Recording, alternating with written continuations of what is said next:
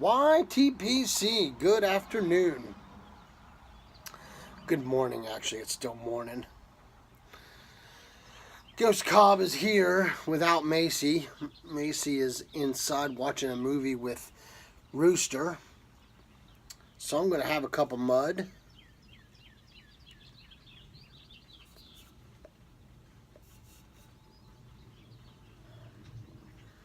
A pipe.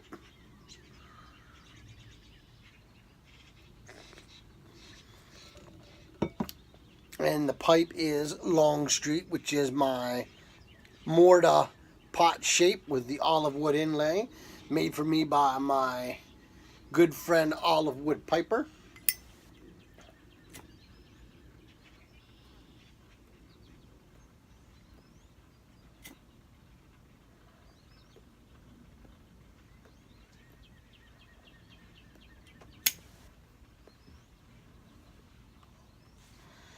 Today's tamper is the wooden bullet given to me by Carving Piper.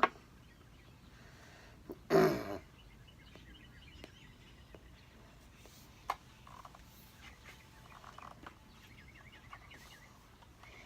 in the pipe is Briarworks Sweet Tea, which is a fantastic Virginia blend. I'm really liking this blend, Uncle Butter. He got it for me at Chicago, and he was like, you know, I paid $4.50 for all the samples. If you can like just one of them, I will be happy. Because I had not had any of them that he had gotten, which is odd, but it worked out perfectly.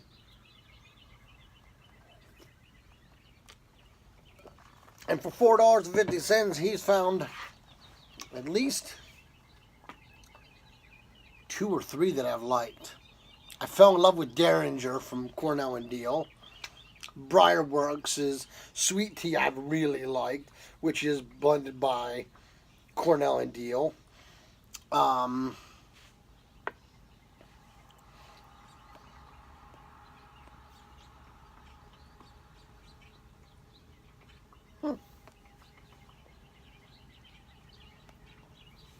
Can't think of the other one I liked. Any words? It's raining here in Pennsylvania. This is pre-recorded. I'll probably put it up in a day or two. I apologize. But that's just the best way for me to do it. So,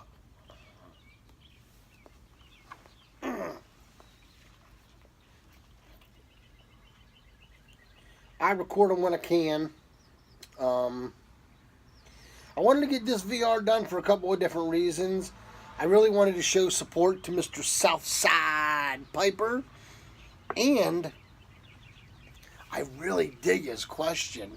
It's a great question. It's not a, and there's nothing wrong with these questions, but it's not your ordinary, what's your favorite pipe, what's your blend, and I get you have to ask those questions because if you're sending tobacco samples, you don't want to send aromatics to a guy or a girl that doesn't smoke aromatics. They make perfect sense. And people's favorite blends change.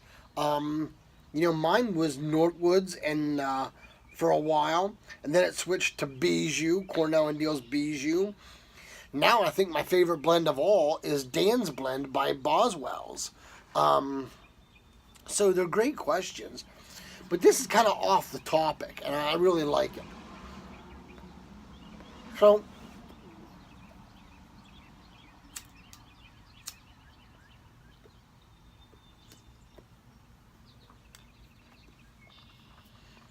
him being a chef, he wanted to know about our oyster meal, which is basically a meal that you've treasured.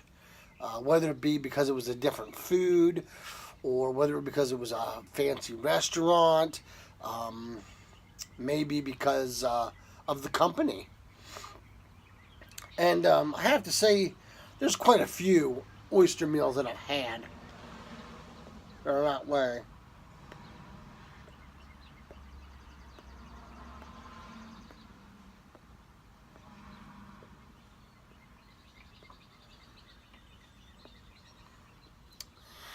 Every Sunday, when my grandma was alive on my daddy's side, we would all go to the house for supper. And whatever uncles were home from leave in the military were there. And, we just had a big meal. And I reckon she was always used to big meals because she had 16 kids. So she was always used to cooking for a lot of people. But I remember cookouts in the summer where we had 2 grills going at one time just to try to keep up. Crazy.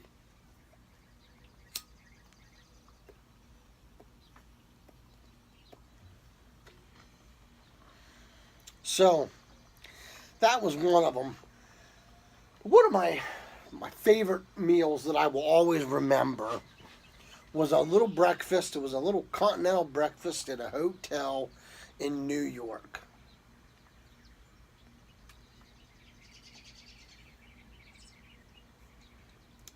I collect autographs for a living.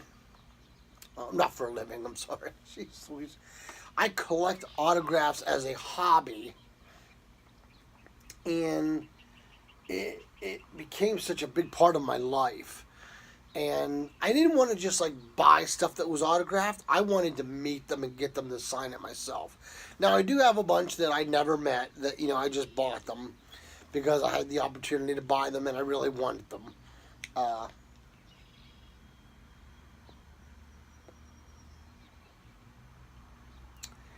But I went to New York with a buddy of mine.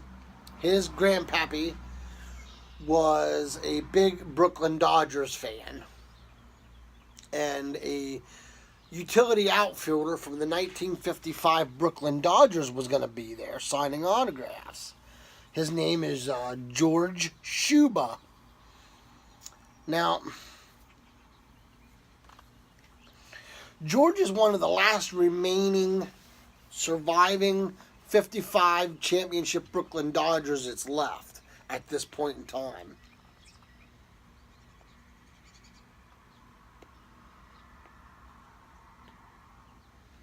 This is the summer of 2009.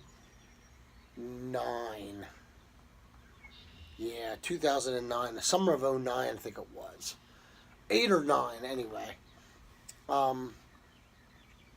So we get there at the hotel and get settled in and sleep. We go to a couple firehouses that night, obviously. That's just what I do. And we had dinner with some firemen at a firehouse, and that was a good time to spend some time with some brothers from another station that we absolutely didn't know anybody there, and it was really cool to have that supper there. So that's another oyster meal that I didn't even think about until just now. And then we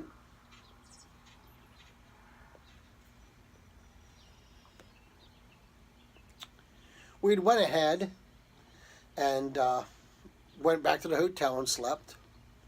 We got up, came down for breakfast, and this middle-aged feller, a little older than I, probably about 5 or 6 years older than I, came walking down the hallway. And he had a Brooklyn Dodgers hat on, and he had a Brooklyn Dodgers t-shirt on. And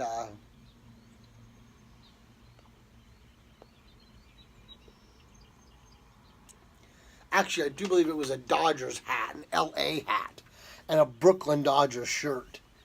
And on the back of the shirt, it had his number, and it said Shuba on the back. I thought that was pretty cool, And I had said something to him about it, and he had said, yeah. He goes, are you guys here for the autograph show? And I said, yeah, we're here for the autograph show. And I said, oh, that's cool. I said, are you here for the show? And he's like, yeah. He goes, I'm here for the show too. He says, my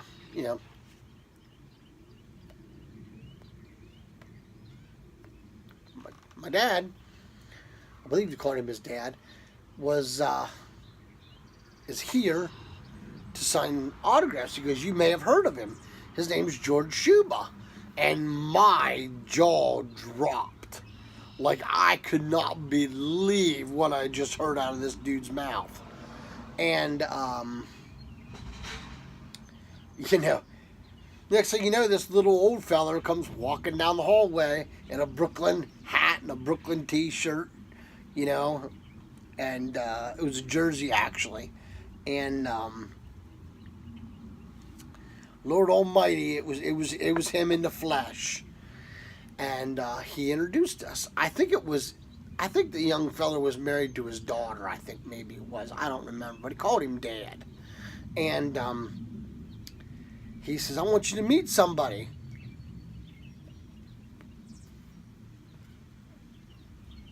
So he introduced us, and I'll tell you what, that was probably one of the coolest things that has ever happened to me in my life. To be treated that way. And the crazy thing is they both treated me and my buddy Josh like they had no fame to them, and we were just two ordinary people just meeting in a hotel lobby. And then he said, where are y'all headed? I said, well, we're headed down here to get some victuals, and then we're going to head over to get ready to get in line for the show.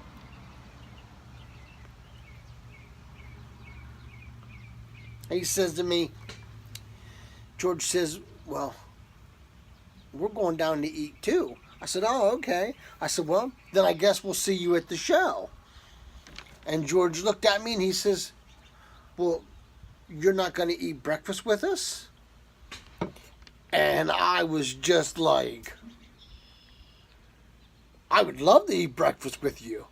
And he's like, okay, let's go.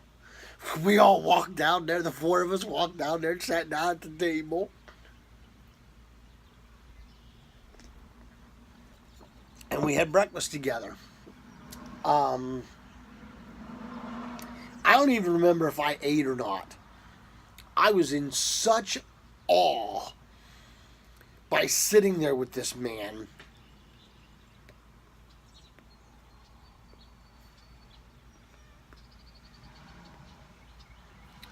Because I had known history on him.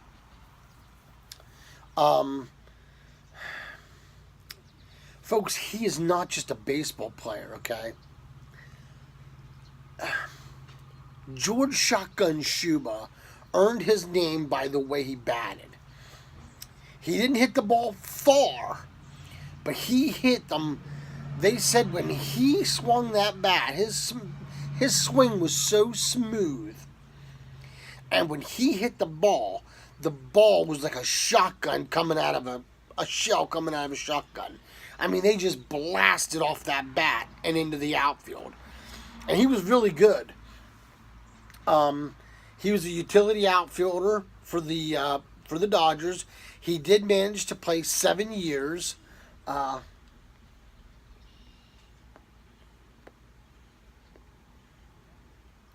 For the Dodgers. He played in 3 World Series with them, winning 1 in 1955. Now,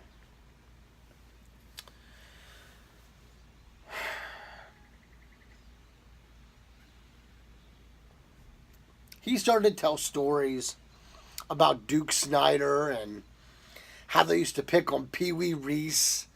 And I will tell you, it is amazing.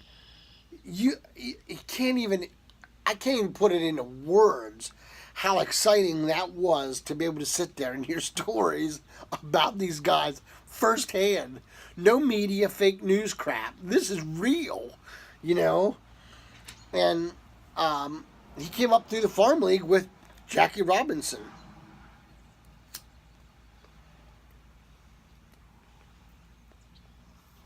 Now,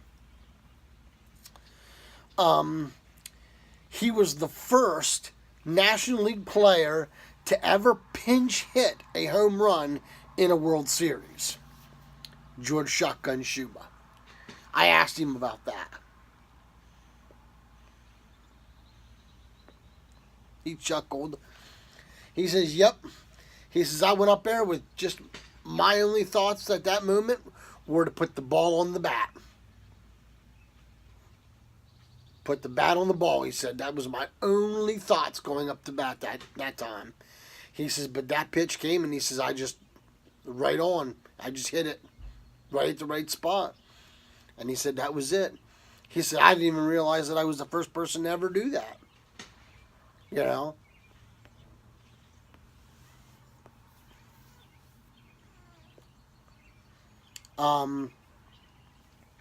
Trying to think here. I got some notes here so I could have some really cool stuff here. The big thing about George Shotgun Shuba was he was known to break the barrier, the race barrier. Okay? Now, he played ball with Jackie Robinson in Farm League coming up in Brooklyn.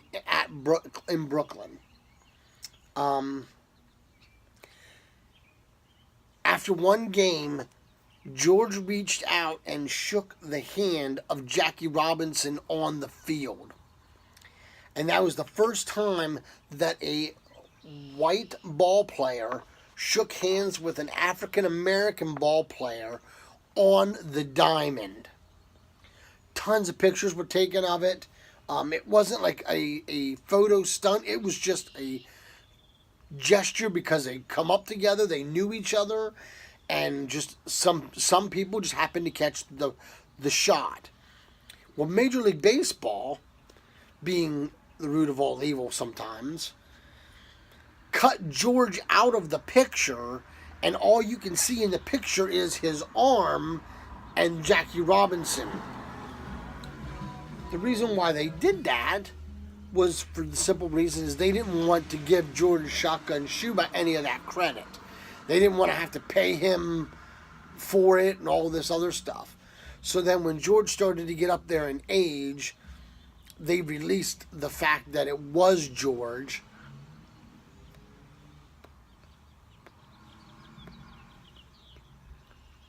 And that he was the one that did that.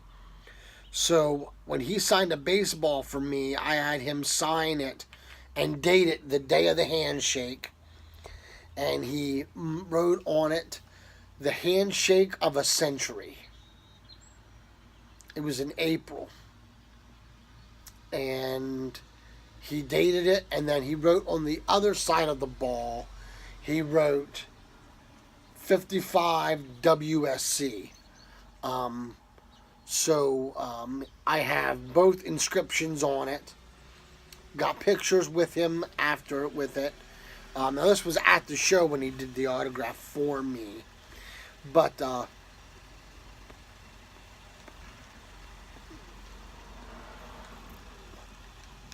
waiting in line was hilarious because I was telling the guy in line about it. And he didn't believe me that I had breakfast with this feller. And then when it came time for us up there, and Mike was his son's name, he came over, hey, Sean, called me over, and I walked out of line and walked over, and he gave me a hug, and George waved to me and pointed at me. Then he realized that I wasn't giving him any bullshit, that I was being honest. And it was pretty cool. You know, we got our pictures taken together. And when we got our pictures taken, I had a Pirates hat on. And he says to me, George kind of leaned over and he goes, hey, why don't you take that Pirates hat off for this picture? I leaned over to him and I says, I'll take my Pirates hat off when you take that ugly Dodgers hat off. And he chuckled and laughed. Yeah. But what a great feller he was. Man, that was a terrific, just a terrific experience. I thought I would share that with you. You know, the 55 Brooklyn Dodgers were an amazing ball club. You're talking Hall of Famers such as Duke Snider, Tommy Lasorda, Pee Wee Reese, Jackie Robinson, you know, George Shotgun Shuba. I mean, some really, really great ball players on that club. So, but it was a neat and fun thing to do, and I'm glad I got to do it, and I'm glad I got to share it with you. So thank you, Southside Piper, for the opportunity to share this that experience that I had, brother. I really do. And my only request to you is that if you pull my name, please give the winnings to the person with the lowest amount of subs who does a VR for you. Whoever does VRs, whoever has the lowest amount of subs, if you pull my name, please send them the winnings, because I've been winning a lot lately, and I'm really doing this just because I want to share the story and because I want to support your channel, brother. And I think it'd be really cool to share the love in the community. So that's how I'd like to do it, bro. So if that's not all right with you, just let me know in the comments. We'll figure something else out. I apologize if I hurt your feelings or upset you or anything like that. It certainly wasn't meant that way. So until we can get together, pack a pipe, or smoke a good cigar, let all what you do be done in love. Y'all take care and God bless.